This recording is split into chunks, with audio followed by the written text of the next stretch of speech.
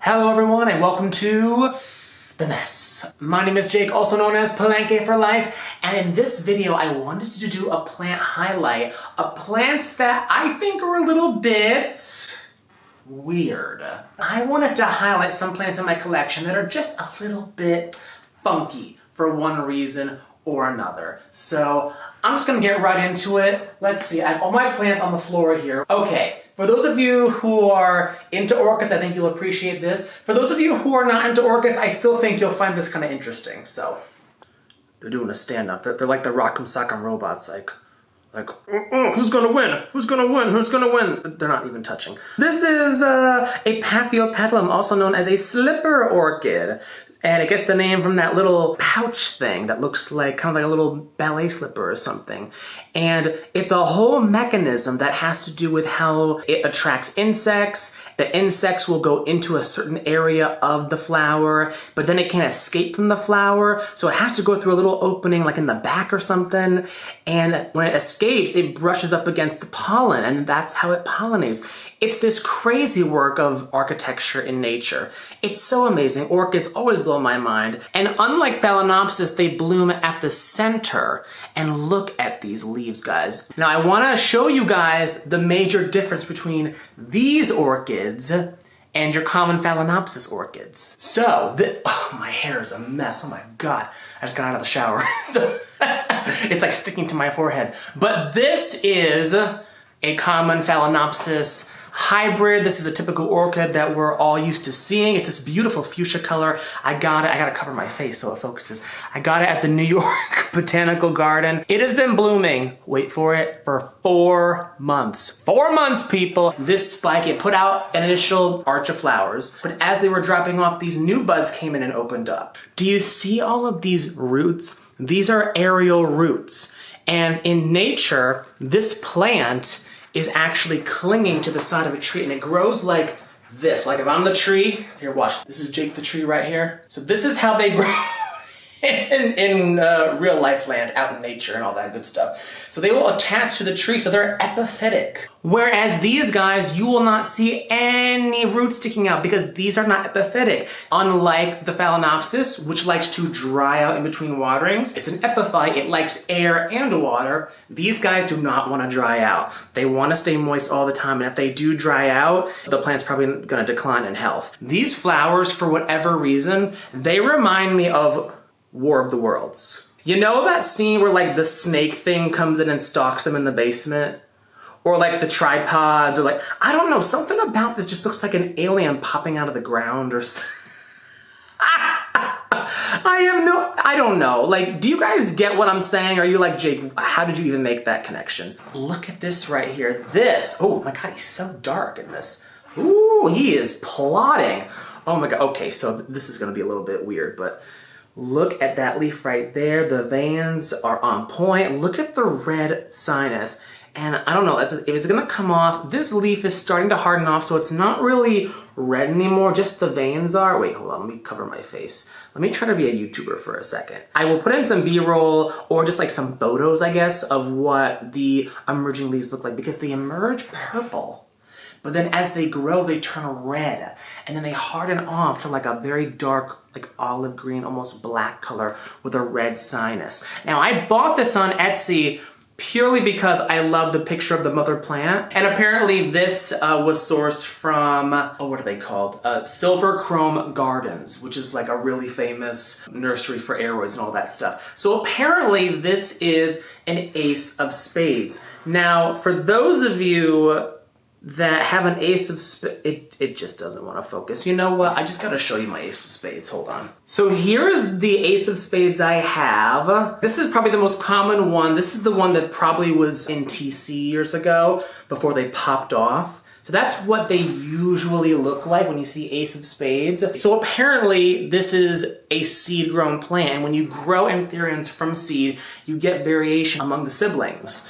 So I think that is just so amazing how apparently, I guess I have 2 different forms of ace of spades. And this one has a beautiful dark leaf, more prominent veins, and a red sinus, and the leaves come in red. The leaves of the other guy don't come in red. They come in kind of like a dark bronzy, but these are a lot more showy. And the backs are a little bit blush. Again, the lighting is horrible, but what have you been doing, Jake? And the reason he's in this really weird setup is because I actually have him in my terrarium. I basically transformed my IKEA Millsbo cabinet into a terrarium, and that video will be coming out very soon. But yeah, so he is in that terrarium. That's why his leaves are like this, because he's on the wall. And then one more time, let's just compare. So yeah, a little bit of a red sinus there, not too much. And the veins are like a neon green.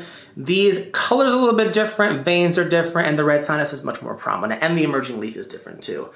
Plants are just the bees and these people. They're so freaking crazy. Anthurium's crazy. The next plant, guys, I also plucked from my terrarium to show you real quick. Oh, look at those flowers right there. That is a Begonia Birkin. I just needed to highlight this plant. Look at this. Look, what the hell? The audacity Mother Nature had in order to create this. These fine hairs, is it even focusing? I don't even know. But yeah, that is a Begonia right there. Look at that. That is just crazy. Some of the leaves are melting a little bit, and that is expected when you put plants, especially begonias, into a new environment, especially a high humid environment. They're going to stress out a little bit. They need time to acclimate. But as you can see, guys, that new leaf right there, oh, look at it, it's just perfect. It's perfect. And the flowers, they are all perked up a lot more than when I first got it. And there's new flowers coming in, so it's definitely happy, you know, so this is nothing really to worry about. That little crisping on the sides, right, that it doesn't even want to, am I too close to the camera? But yeah, there he is, guys. Begonia, I can't say his name without saying it in that way. Birkin. I just like that name, it's fun. But yeah, isn't he freaking weird? He's a weirdo, hairy boy right there. Get out of here. All right, oh my goodness. The next plant, it is a Phalaenopsis orchid. Now I got this from the flower district, so it's just your typical garden center Phalaenopsis. That's what the flowers look like.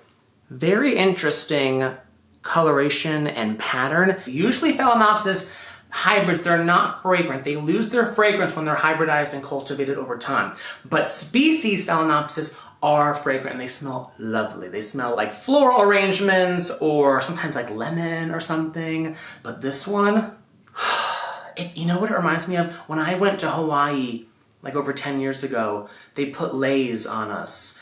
We got laid and it was all orchid flowers. And at the time I didn't know, I just remember like, oh, it just smelled so nice. So yeah, that is, I wish there was smell-o-vision, guys, but yeah, it's just a very heavenly tropical scent.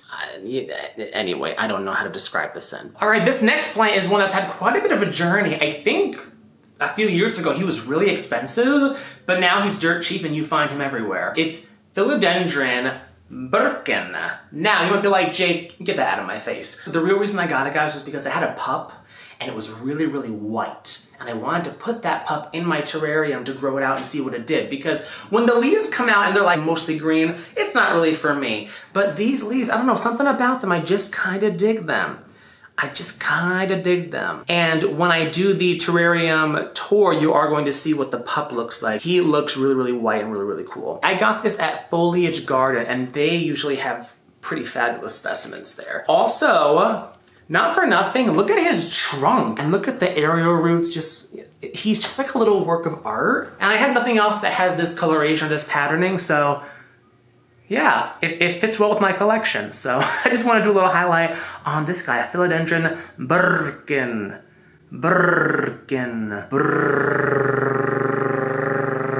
Jake, shut up. Next up, guys, we have a monster air plant, also known as a Tillandsia.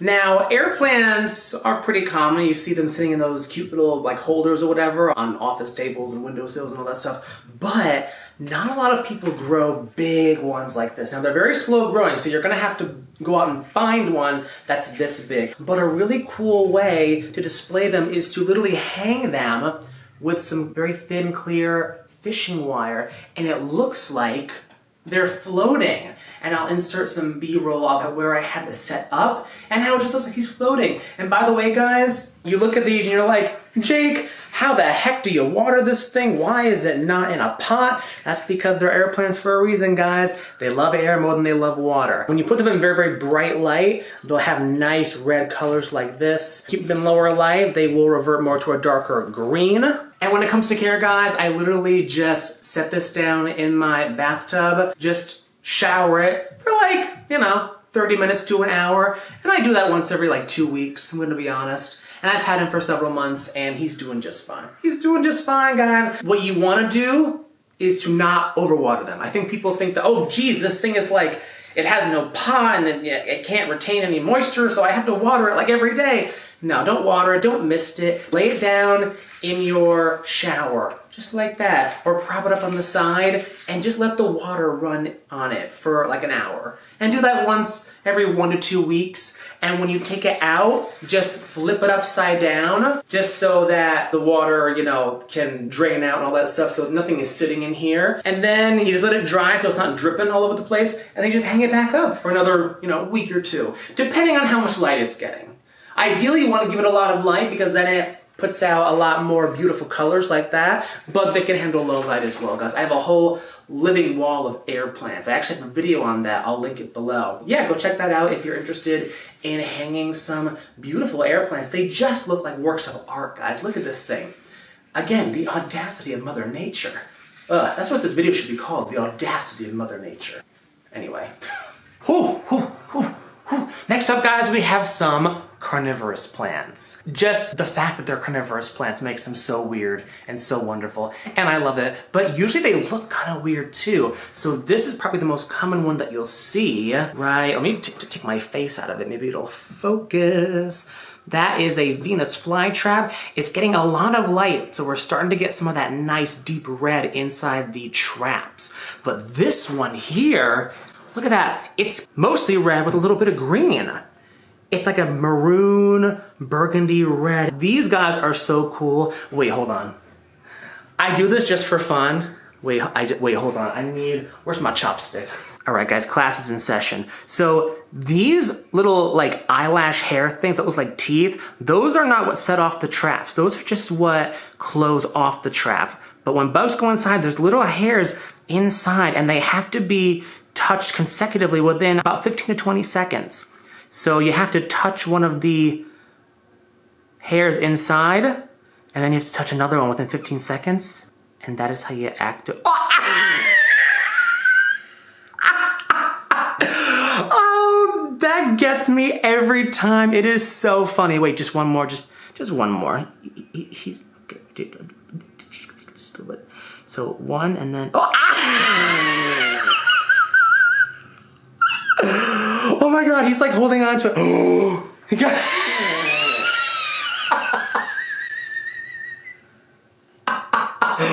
What is happening? Oh, he's being feisty today. Ooh. Oh, that is so funny. He's like a little chihuahua that's like being all aggressive and stuff. Look at him. Oh, that's not food, sir. And we have to play a little bit with Mr. Burgundy. Or how about that big one right there? That big one right there. Where? Oh, here I am. Ooh, ooh, ooh. And one, and two. Ah! Ooh, ah! These guys love to just sit in water. They love to be perpetually moist all the time. Just sit in water, guys, and it has to be distilled or reverse osmosis or rainwater. The tap water has too many minerals and things in it that will burn your plant and eventually kill it. That's why these carnivorous plants actually evolved to eat bugs. That is where they get their energy and their nutrients, because they evolved in areas with very poor nutrients in the soil, in the ground that they grew. So they had to evolve. These are actually adapted leaves, if you can believe that. These are just leaves that have been adapted to trap insects. And the last guy I want to show you for this video is another carnivorous plant, and he is probably my coolest one. It's an Nepenthes,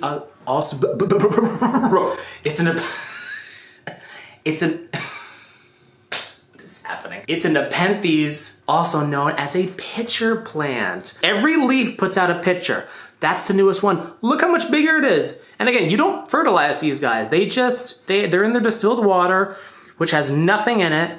and they're just getting blasted with light. His leaves are like super, super, super light green. And his pitchers are very, very, very red, which means that he is getting lots of light. He's probably getting very, very close to full sun equivalent under the grow light that he's in. And there's a new pitcher coming in. So kind of like Anthuriums, the pitchers or the leaves, whatever, come in very, very small like that and red.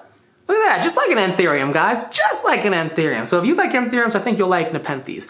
Honestly, guys, I think if you're not into carnivorous plant set, you should get into them. They're just so freaking cool. They kind of act like little pets, especially the Venus flytraps and the ones that like move and stuff. These guys do not move, but when they get big, sometimes they can even trap like small rodents in there, which is pretty freaky. Oh, and also, he is pupping. So now he's got a little baby. He's a daddy. And they also, I believe they're climbers or they're epiphytic, so interesting how they would want to sit in water because usually epiphytes tend to like aeration. I would say their pitchers grow pretty fast. They've only had him for maybe like, I don't know, 8 months or something, and he has sized up quite a bit, but they don't grow in terms of like growing and crawling out of the pot very fast, if you know what I mean. But just wanted to give you a little highlight. Can we just highlight just how maniacal can you possibly get? That is disgustingly gorgeous. That right there is an atrocity of beauty. Holy moly, mother of... And you know what, while I'm at it, guys, I might as well just show you this other carnivorous plant. This is kind of similar, but kind of not. It's what's known as a trumpet plant. Wait, hold on, wait. Okay, not that kind of trumpet plant. They have little pouches of water, they collect rainwater, and they trap little insects and things inside of those. And look at how red he is. So when they're green, they're getting kind of lower light. They really want a lot of bright light, basically full sun, you know, so they want a lot of light, and they'll get nice and beautiful red like this. They just look like an organ. Do you see? They look like an organ with like veins and stuff. Isn't that just crazy? They're so freaking weird. But yeah, guys, that was just a quick little video I wanted to make of some plants that you can add to your collection that will just make it look a little bit weirder and a little bit off the beaten path of what people are used to seeing in people's homes. Maybe some conversation pieces. The fly traps always get me. So yeah, let me know if you have any of these plants. Let me know if you're thinking of maybe getting any of these plants that I mentioned. But thank you for watching. Thank you if you're subscribed, and please subscribe if you haven't already. Thank you for coming on this crazy journey with the hot mess. Me, Jake and Zara, also known as Planky for Life. All right, I'm out of here. Bye-bye.